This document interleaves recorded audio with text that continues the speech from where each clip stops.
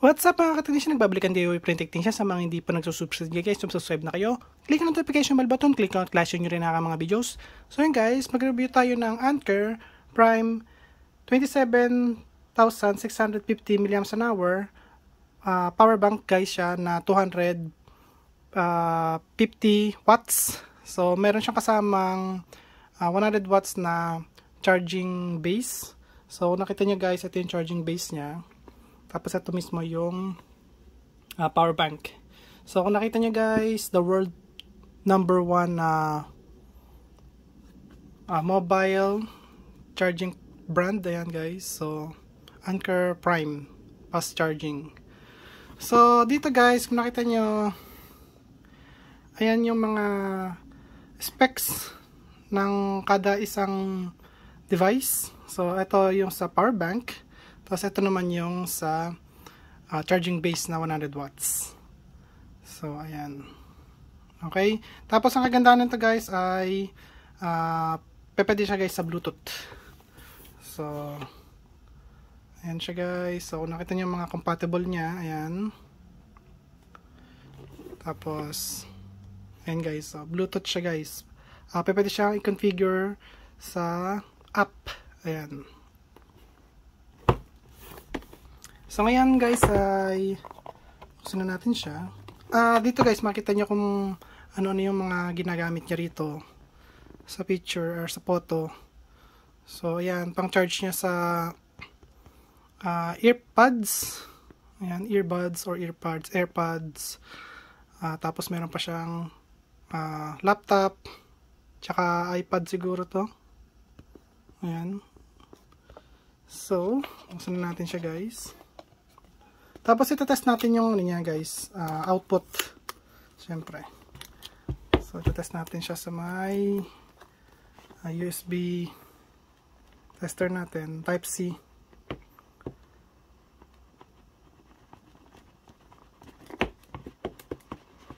Mabigat siya guys. Solid na solid yung bigat niya. So ayan siya. So, kailangan pagka bumili kayo nito guys, make sure na naka-sealed.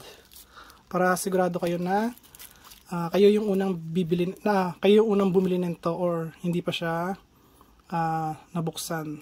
Kasi pag ito guys, parang nabuksan na, ibig sabihin na baka pinalitan na mismo yung item ng luma.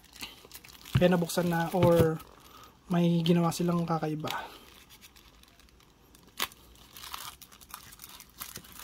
Dapat ganyan, mahigpit yung pagkaka dikit.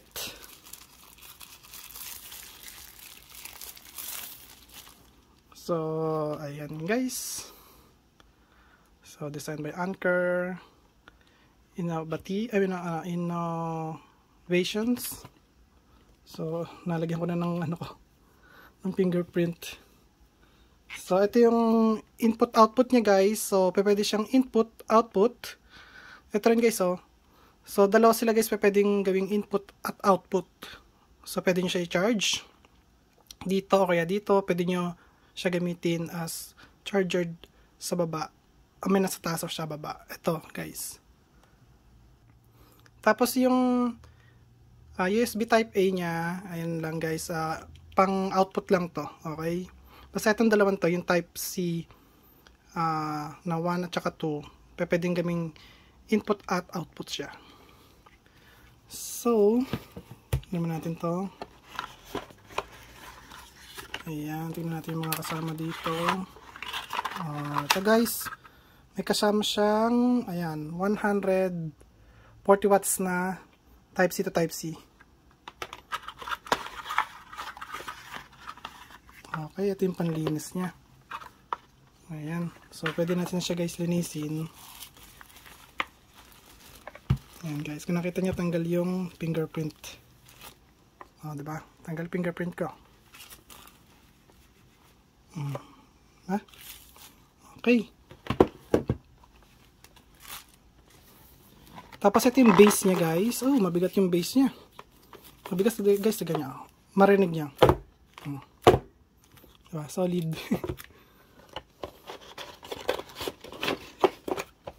dito, kasama niya dito syempre yung power cord ng base. Ito, power cord ng base guys. Ayan. Ganda. Okay, pwede ito sa 240 sigurado. Kasi natin to. Ito naman yung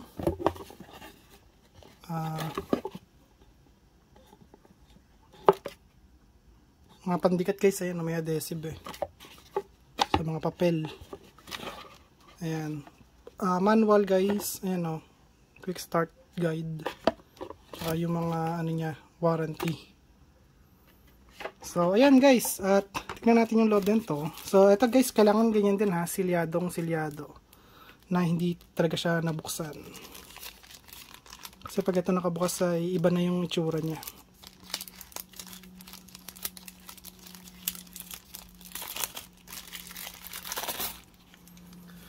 So ayan guys, ganda. So tingnan natin. So ayan guys, ang specs niya. So nakita yung input to, ayan o, 240 volts AC. Guys, ano lang siya, 2 amps lang. So ayan, ganda. Ngayon ito yung ayan yung gagamitin natin pang charge dito. Ayan guys o. Hindi ko pala napakita to sa inyo. Pero ayan guys. So ayan. Sabi nila wireless charging, pero guys, wire pa rin to connector Tapos nakadikit ito sa power wall. Power outlet. Wall outlet guys. So ganyan yan guys. Pagka nag-charge. So yung specs. Pakita ko muna sa inyo yung specs nito. Yan. So pwede nyo yung screenshot at tignan nyo yung specs nyan guys. Dito naman pwede nyo itong screenshot at para makita yung specs.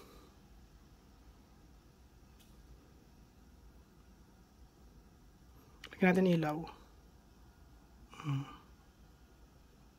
Screenshot niya guys para makita niyo yung maximum output niyan guys. So ayun o. Anker Prime 250.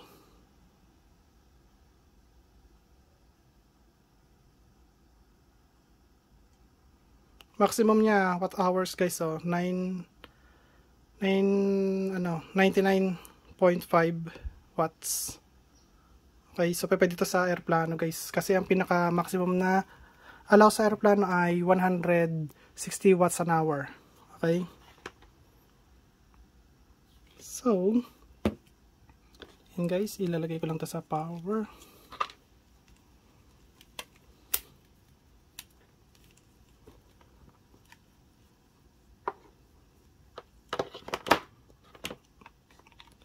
Sa outlet pala guys. Lagay pala sa outlet. So 110 ako rito kasi nasa US ako.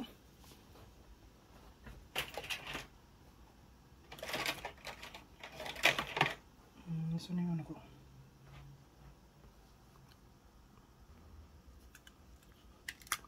So ayan guys, naka-on na siya. Nakita nyo yun nailaw siya. So lagay lang natin to. So tignan natin guys. Milaw na siya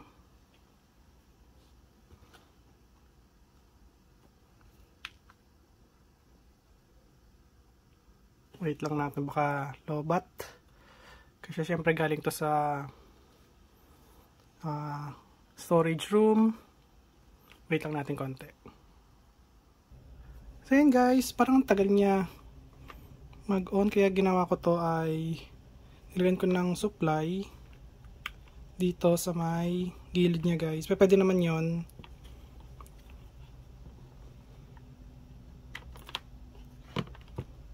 Ayan, meron naman siyang voltage, kaso ang baba niya guys Ayun. Uy, okay na pala, 100% pala siya. Pero paano ba siya? Paano ba siya i-on? Hold. Wala naman. Pag ganito, hindi siya nag-on, no? Ay, hindi ko kasi alam kung paano pa siya gamitin. Hindi ko kasi siya guys ni-review eh. Hindi ko siya tinignan sa may YouTube kung paano siya gamitin. So yun guys, balik ako kapag alam ko na siya guys kung paano gamitin kasi syempre full charge pala siya. Full charge. Ayun o. So, tingnan natin.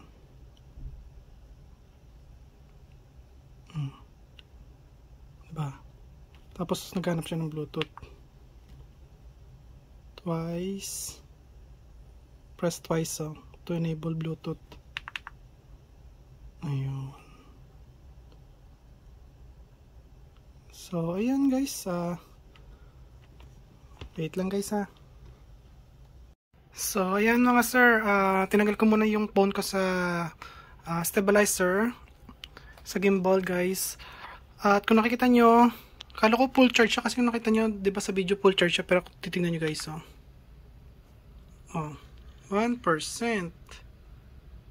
Tapos parang hindi siya nagcha-charge pero antayin ko pa rin siya guys mag-charge. Baka lobat na lobat lang to. Ayan. Pero dapat hindi siya lobat na lobat kasi nga bago to eh. So, dapat naka-charge to at least 75% or 50% lang guys. Ayan, walang pinapasok. Almost walang pinapasok na amps pero may 0.5 watts naman siya. So tingnan natin guys. Ginamitan ko na ng dalawang power supply ng Anker yan.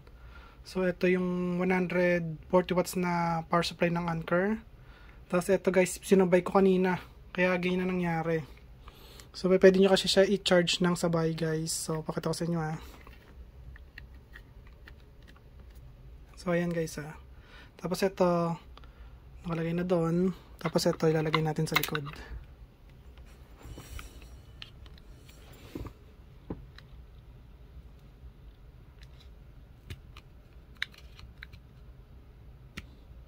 Ayan guys, so dalawa na sila.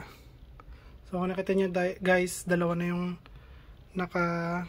dyan, ayun nakakabit na power. Okay, so tingnan natin mamaya maya.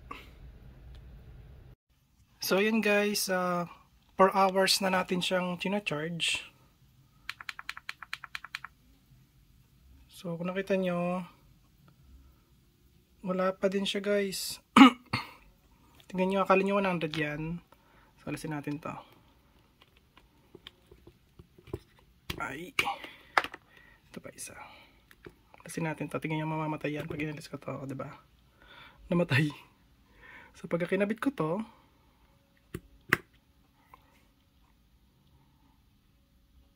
tingnan nyo. So, wala siyang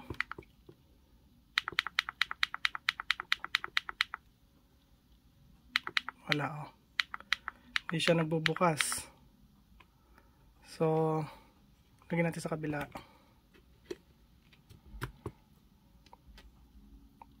So tignan nyo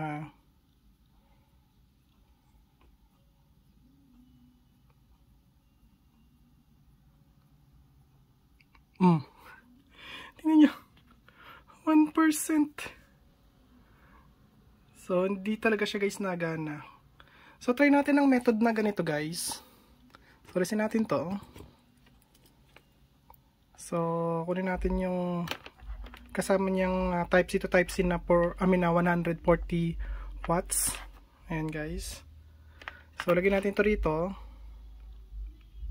Ayan. Tapos, ilagay natin ito sa may, so yung isa nasa sa may C2. Tapos, ito lagyan natin sa C1. So, tignan natin guys kung magre-reset siya. So, alisin natin. Charge natin ulit guys. Tingnan natin. Kasi feeling ko yung battery nito is ano na, dead na, or tag dito, may diferensya na yung ibang cell. Kaya ayan, kala nyo 100 yan, kasi 100% yan kasi nga yung battery hindi nagana.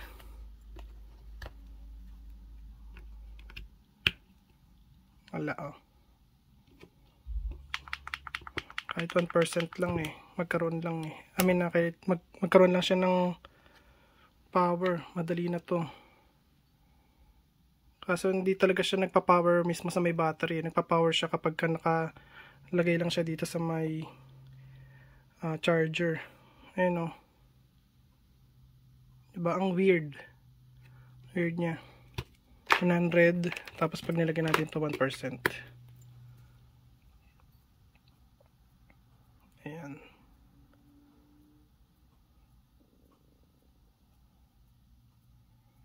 Tingnan natin. Ayan guys, so 1% lang talaga siya. Ayan. So ngayon, antayin natin siguro magdamag. I-charge natin guys magdamag. Kasi tumataas naman yung wattage niya, nagwa 1 watt siya So at least kahit papano siguro nagcha-charge siya or hindi talaga siya magcha-charge. Kasi minsan ito yung gilid dito mainit. So kapag hindi ito na balik, kapag hindi ito gumana, ibabalik ko to guys doon sa may pinagbilhan ko nito. So ayan na guys, babalik ulit ako after ilang oras. So ito naman mga sir, kapag ginamitan ko naman to sa phone. Ayan, pag ginamit siya sa phone, ganyan. Ganyan na nangyari. Ayun, nag-zero. Nakita niyo para siyang nag-short. Ayun lahat zero. Lahat zero. Tsaka namamatay siya. Ayan papatay-patay. Ayan. Kahit sa ibang yan. Ito. Bubukas siya, tapos mamamatay din. So, may problema kapag ganito. Okay? Pag ganyan nangyari sa inyo guys, ay isoli nyo agad yung sa inyo. Ayan, kahit walang USB tester. Ayan. So, hindi talaga siya nagcha-charge. Mamatay siya. Try natin ng USB A to Type C.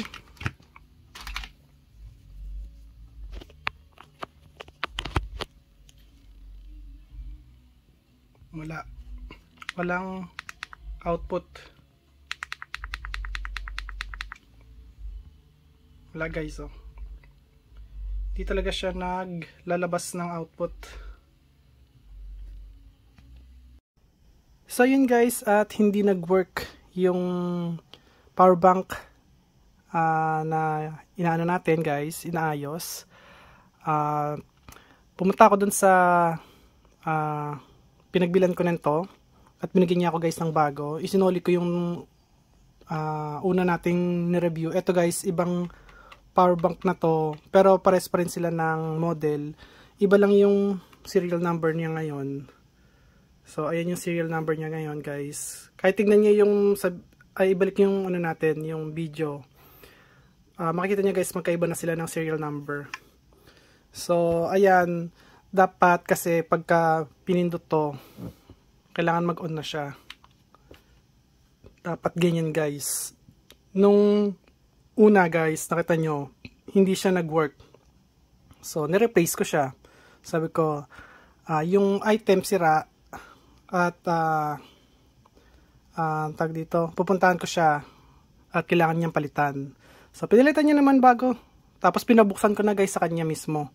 So buksan mo yan at kailangan ko makita kung gumagana, kasi baka pag kinuha ko yan, sealed, silyado, umuwi ako, tapos binuksan ko rito, tapos ganun na naman, hindi na naman gumagana. So, babalik na naman ako sa iyo, sabi ko ganun sa kanya.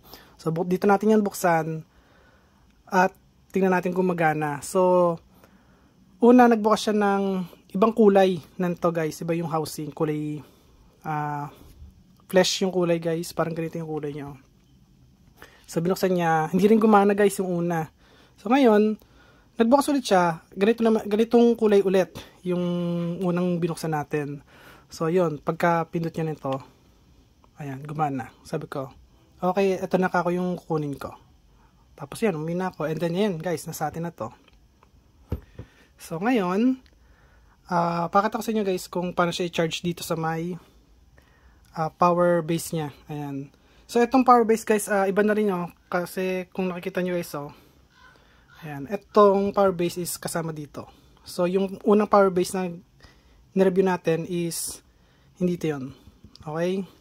So, ayan, pakita ko sa inyo. Pagka charge siya, dapat ganyan guys ang itsura. Ayan. Meron dito bilog, meron din doon. Tsaka ayan, ganyan guys mangyayari. Ganyan siya pagka naka-charge.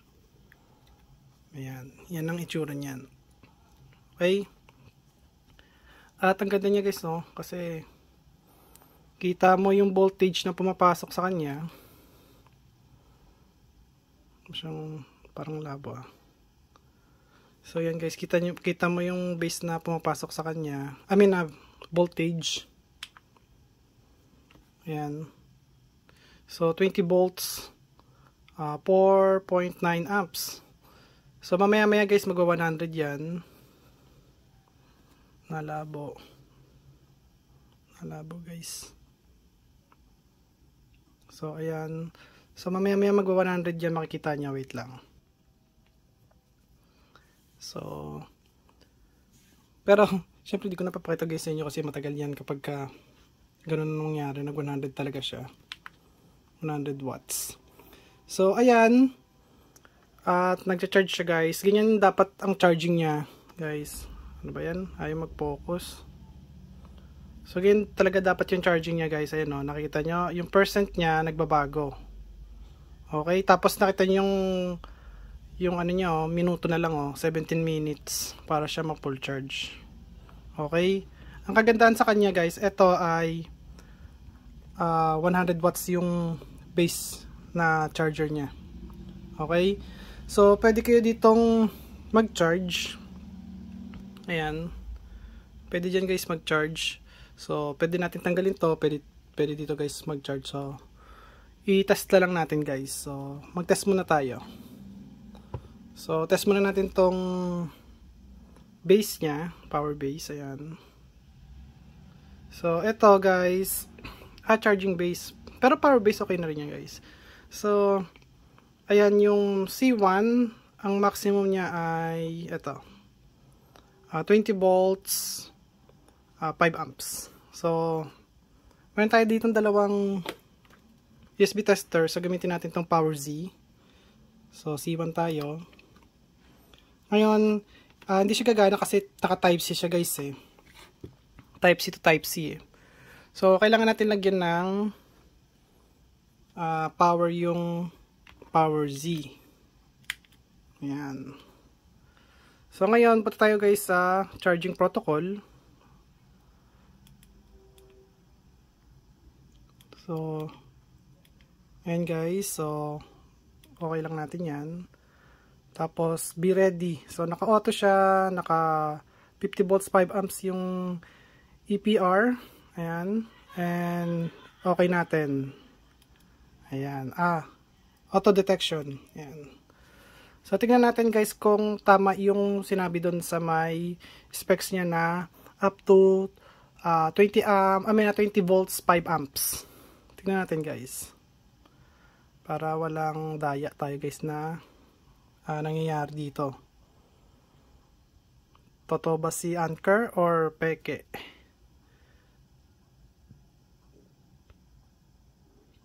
Ayan guys. Kung nakita nyo, meron siyang PD 3.0, 100 watts. So, tama yun guys. 20 volts, 5 amps. So, it's 100 watts guys. Meron siyang DCP. Ayan. So, tignan natin guys kung ano nilalaman ng PD 3.0. So, ayan guys, 20 volts, 5 amps. Ayan guys, so meron siyang PPS, Programmable Power Supply. So, pwede siya i-program from 3.3 volts up to 11 volts. Ayan. So, sa kabila, sa C2. So, sa C2 rito, ayun, so maximum niya 20 volts, 1.5 amps. Tignan nga natin. Okay. Auto detect. Ayan guys.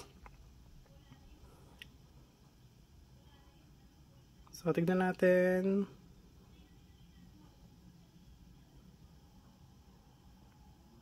Wait lang tayo konti.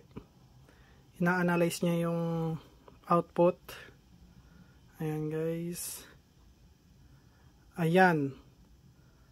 So, 30 watts guys yung C2. Tingnan natin guys kung ano yung nakalagay dyan. So, ayan tama guys. 20 volts, 1.5 amps. Okay? So, ayan. So, tama yung C2. Ngayon, tingnan natin guys sa may USB Type A. So, lagyan natin ito sa USB Type A. Tapos ito guys, kailangan natin ilagay dito. Kasi, ito ay nakakonect lang sa isang ano lang yan, isang wire. So, Type A to Type C. So, dito natin guys titignan kung tunay ito. Yung Type A muna pala. So, tingnan natin yung Type A kung nakasulat. So, Type A output 12 volts, 1.5 amps. So, tingnan natin guys. Okay, be ready and auto detect.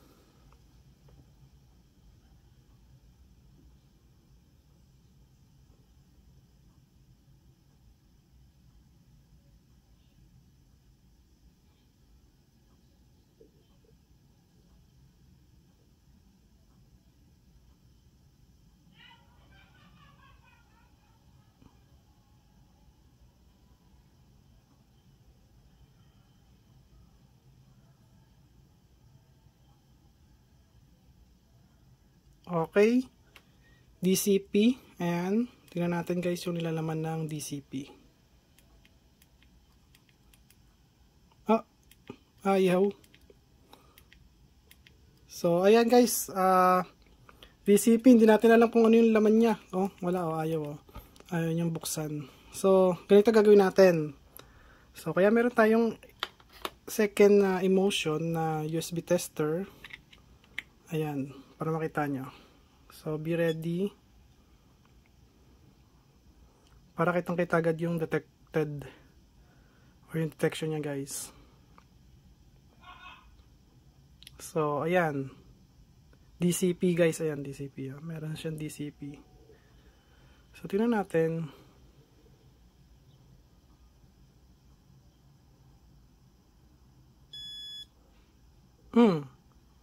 Ang weird naman nun. Kasi sabi niya rito, kaya niya ng 12 volts. Diba? 12 volts, 1.5 amps. Diba guys? So, ulitin natin. Baka may mali lang tayong nagawa. So, protocol. So, nandito kasi tayo. So, lagay lang natin dito ay auto. Tingnan natin guys. Auto. No marker ito. Be ready. Anong nakalagay ba dito?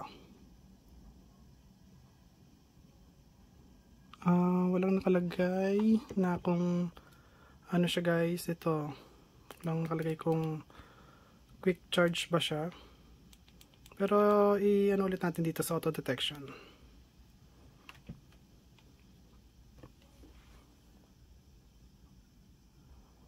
So, dapat meron siyang 12 volts, 1.5 amps. Siguro yun na rin yung ibig sabihin ng DCP, guys. Ayan.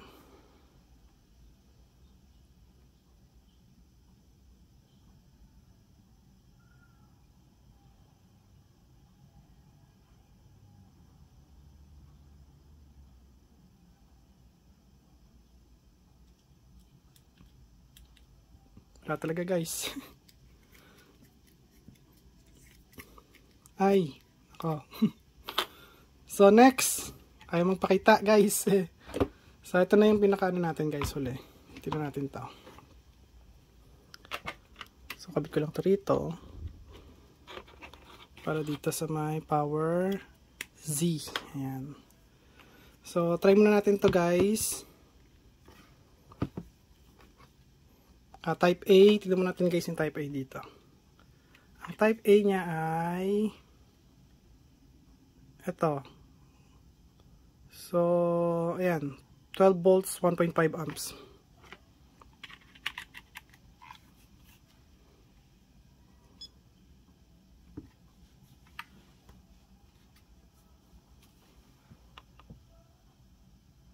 Ayan, guys. Ayan.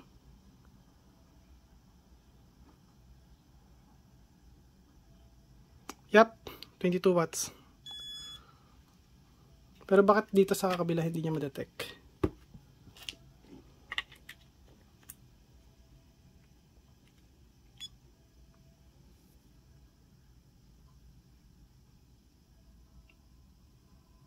Oh, ngayon na-detect niya, guys. Kanina hindi niya ma-detect. So, ayan. So, tunay to, guys. Tama to. Tama to. Okay. So, at least tunay. Okay. So, okay na to. So, dito naman tayo, guys, sa may charging protocol. So, kailangan ng e-marker ito, guys. At be ready. So, dito muna tayo sa may C1. So, yung C1 at saka C2, guys, magkapares lang yan. C1 tsaka C2. Ayan, guys, oh. C1, C2. Oh, C1, C2. Ayan, oh. 28 volts, 5 amps. Okay? So, dapat meron tong ma-detect na 28 volts, 5 amps. Or PD 3.1.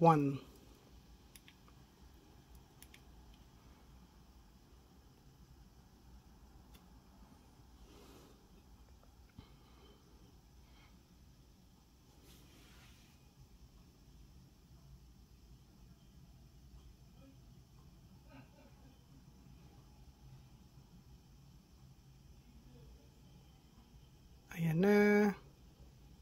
Kailangan 3 PD. There you go, guys. PD 3.1 na 140 watts. So, tingnan natin kung ano yung laman yan. Ayan, guys. Kita niya? Ito na. 28 volts, 5 amps. Okay? So, tingnan natin sa may C2.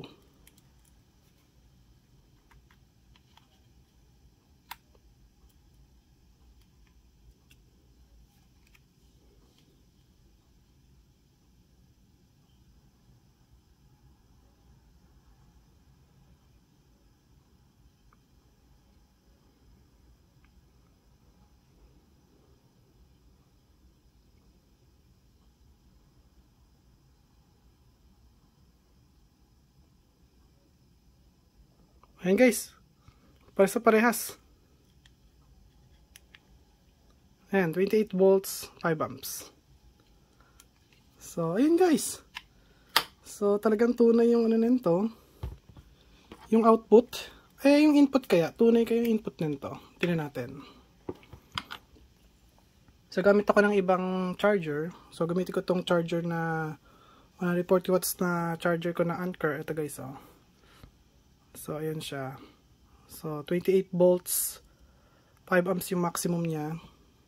So, try natin to. Pang-charge dito, guys.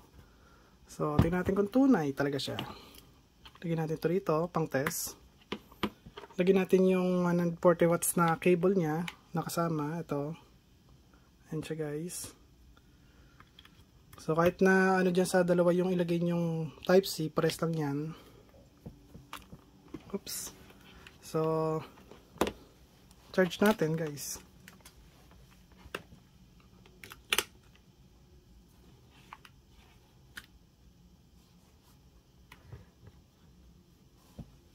Detecting yan guys, kaya ganyan. Ayan. So tingnan natin case ito. Tingnan niya.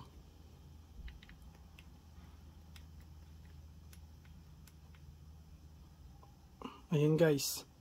136. 139 watts.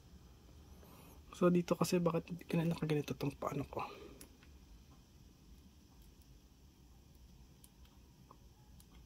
Ayan guys. So dito nakalagay is 135. Dito 139. So ayan guys. Di ko alam guys kung bakit off silang dalawa. Di ko alam guys kung sino yung tunay sa dalawa. Pero okay na yon guys. At least alam ko lang na talagang abot siya ng 140 watts. Ayan o. Diba? O, Type-C yan. Type-C input. Ganyan din kanina, diba? Output tsaka ngayon input. So, alisin natin to. Ayan guys. Para walang daya. Tapos lagyan natin sa type C2. Ito. Tingnan natin guys. Ayan o. 29 volts magiging 27. Ayan guys. Naging 27 volts na siya. At ayan guys. Nakarga na. Bilis oh. Oh. Ganda. Ganda guys. Promise. Ganda gamitin. Ayan o. Wow. Ang galing. So ngayon, try natin guys yung base niya. Sa base niya mismo. Dito. So, tignan niyo yung wattage ng pag-charge niya.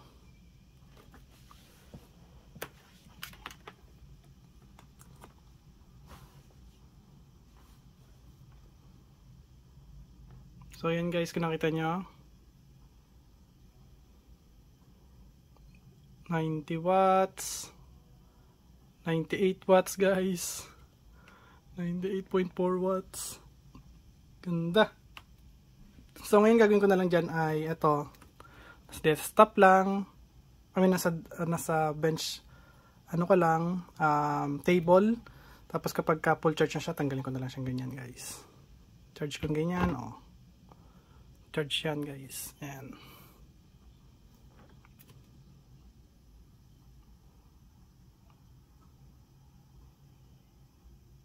Tapos kita pa yung voltage. 20 volts. 4.9 amps guys. Ayan o. Oh yan guys, 100 watts. 100.5 watts. Galing eh. So, ayan guys. Paano kung i-charge natin naman dito? Gusto natin gamitin to charger niya guys. So, doon tayo guys sa C1. At ito yung lagyan natin sa may... Kahit na dyan guys sa dalawa na yan. Pwede naman yan kasi nakita nyo naman eh. So yun guys, sa 20 volts yung charge niya. Tapos yung current niya ay... Ayan. Magpa 5 amps na yung current niya. So 99 watts guys. Diba? Galing. Ang bilis niya mag-charge sa 13 minutes. Magpo-full charge na siya. So, yan lang guys. At least, napakita ko sa inyo. Kasi yung unang YouTube ko, ano rin ako ng ganito eh, Anker na 7 series naman siya. So, mas maganda na to ngayon guys kasi may Bluetooth na to eh. So, nakikita ko yung nangyayari sa kanyang system guys. So, ayan guys. At kung nagustuhan niyo ang video ko, huwag kalimutan mag-like, share, subscribe. Click ang notification bell button. Click nyo all guys. Bye. Peace.